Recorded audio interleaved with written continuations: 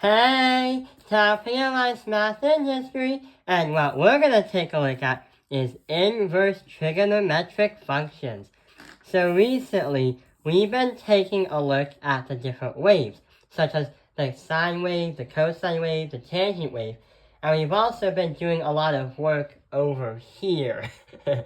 So what we're going to do is, right over here is a sine wave, but the problem is, what is the inverse of that sine wave?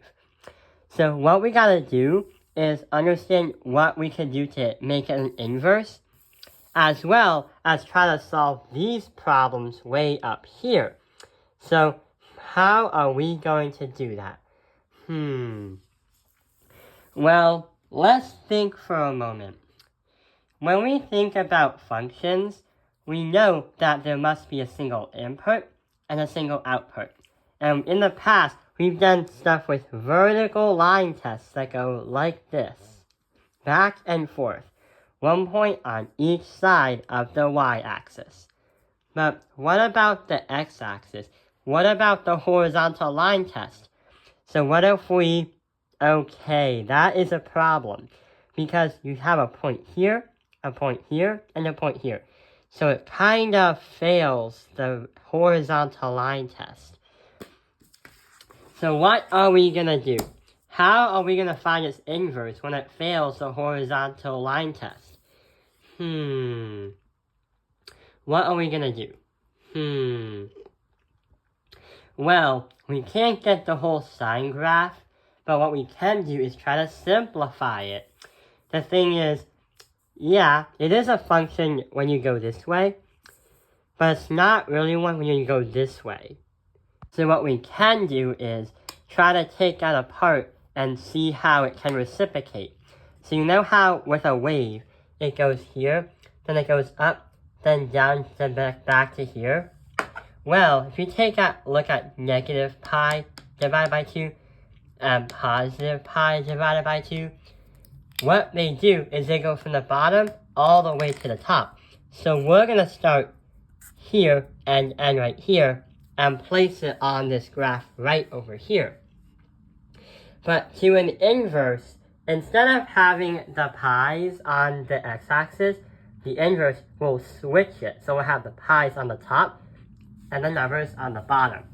So we're going to have right over here 1 and negative 1. And we're going to have pi divided by 2 and negative pi divided by 2. Because that is going to be the inverse. And what's going to happen is we're going to place a line here, here, and here, and here. And since we're going from here to here, because we can't get the whole sine wave, because that wouldn't really work, and that's going to be complicated, simplifying down to here is going to make it look as its inverse from negative 1, then we go up to positive 1, to positive pi divided by 2. That explains from going here all the way up to here. And that is also what we're trying to look for. So if you just focus on this area right here and in between, you can take it down, switch the y and x axis, and then you're able to find its inverse. For the domain, we can say negative 1 comma positive 1, because it goes here and it stops here. For the range, we can say negative pi divided by 2 and positive pi divided by 2, which is self-explanatory, and we are really restricting them so they can't go over or under. If you take a look at the signs, it's going to only focus when you take a look at an inverse, the first quadrant and the last quadrant, quadrant 1 and quadrant 4. So here's what happens. We have to solve what these are. So we have an inverse because it's negative 1 right here. So what can we do? Well, radical 2 divided by 2 is going to be 45 degrees as a reference angle if you put the triangle on a unit circle. And since the number is a positive number, then if you were to visualize it, it would look like this. And the other crazy thing is, it's going to be in quadrant number 1. So your answer is going to be pi divided by 4. Sounds easy. What about this one? So, you see how it says arc? The arc is another way of saying the sine of -1. So right over here, we are going to transform. This is going to be 60-degree reference angle, and it's going to be positive, and it's going to be in the first quadrant. Therefore, the final answer for this one is pi divided by 3. So that is going to be how the inverses work for the sine wave. But what about the cosine wave? So for the cosine wave right here, we do the exact same thing like we did earlier. So focusing on this part right here for the cosine wave, we have the vertical line test, which it passed, but the horizontal line test, not really. So what we have to do is just like the sine wave, we have to simplify it.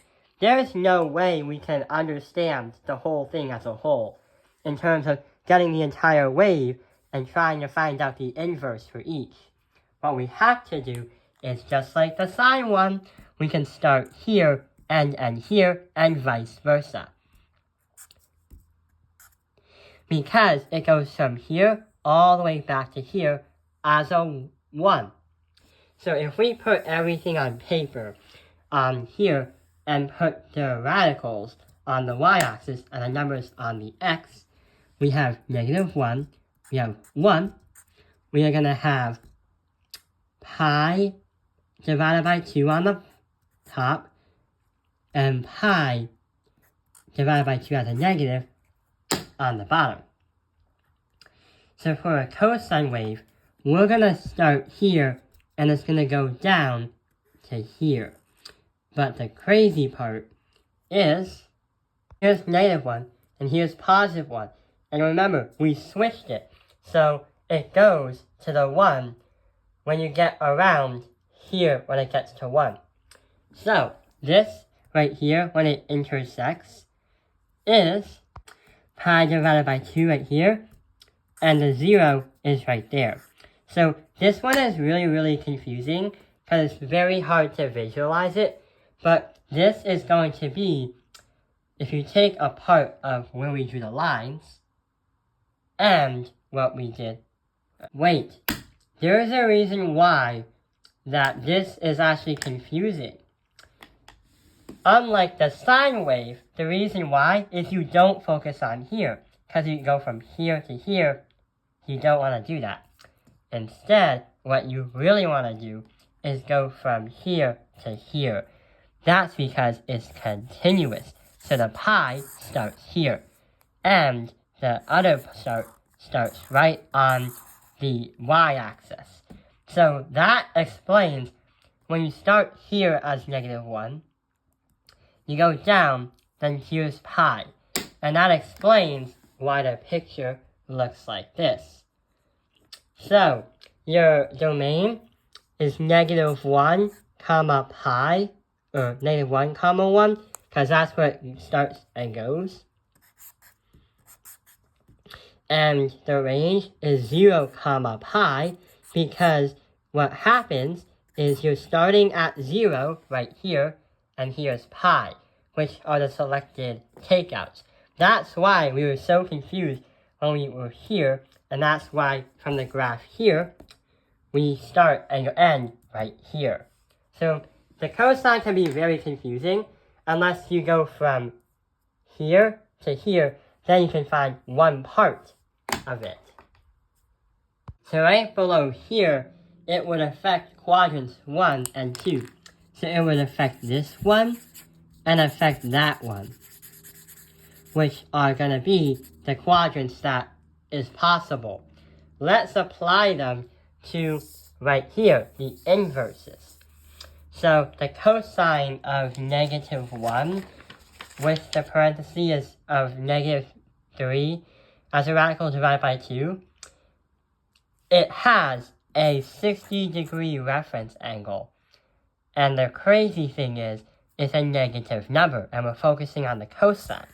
So therefore, it will affect the left one, quadrant number 2. So it's going to be, final answer, 5 pi divided by 3. On this side, the arc cosine of radical 2 over 2, we know that's going to affect some kind of quadrant, but how? The positive number, and this is a 45-degree reference angle. So it's going to affect quadrant 1. So if it's in quadrant 1, then on the unit circle, 45, pi divided by 4.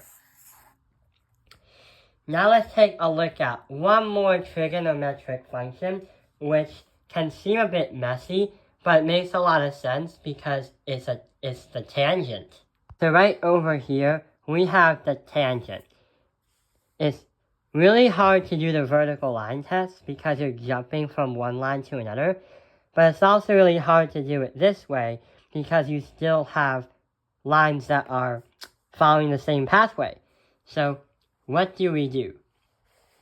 Yeah, the cosine wave was a bit weird because you're not using the negative and positive because you usually are using the positives. But just like the sine wave, you see how we have one line right here where it draws all the way here? We can literally grab this line, the asymptote, and this one right over here, and literally grab this one right there. So, what happens is, on the graph, we're going to put -1 right here, and here's going to be +1. Right here is 0. And we're going to have 2 over pi and negative pi divided by 2. Well, here's pi divided by 2 as a positive. So what's going to happen is, if you take a look at the graph, which is completely terrible, which how I drew it. So what happens is, I'm going to go over to my school assignment. From the graph right here, notice how that's 0, but when you get to pi divided by 2, it never touches. But half of pi divided by 2 is pi divided by 4. So what happens is, you will never have the tangent line touch the asymptotes. It will never, ever, ever, ever get there. So it will kind of look like a really thin S, where it gets smaller as it tries to get to the asymptotes. So it's going to look like this, if it's in an inverse. So for the domain, we are going to get negative infinity, comma infinity, because the lines are continuously going left and right. And for the range, it's going to be negative pi divided by 2 and positive pi divided by 2. And for the unit circle, it's going to affect quadrants 1 and 4. Q1, Q4. So now let's try to solve some of the problems. So tan -1 negative radical 3 divided by 3. Radical 3 divided by 3 can be transformed into 1 divided by radical 3. So 1 divided by radical 3 is going to have a reference angle of 30 degrees. And since it's going to be a negative right here, we know that it's going to affect quadrant 4, or it's going to be in quadrant 4. So 30 degrees and quadrant 4. What's that going to be? Well, 30 degrees is pi divided that by 6. Then, right over here, the quadrant for 4 is 11 pi divided by 6. Final answer. And the tangent for the arctan for 1 is going to have radical 2 divided by 2 and radical 2 divided by 2, which has a reference angle of 45 degrees. And we get pi divided by 4. And that is the final answer. So those are the two problems that we can take a look at. And that is also a lengthy version of understanding inverse trigonometric functions. I hope this video has helped you understand inverse trigonometric functions. Thank you for watching Top Finger Lines Math Industry. Like and subscribe.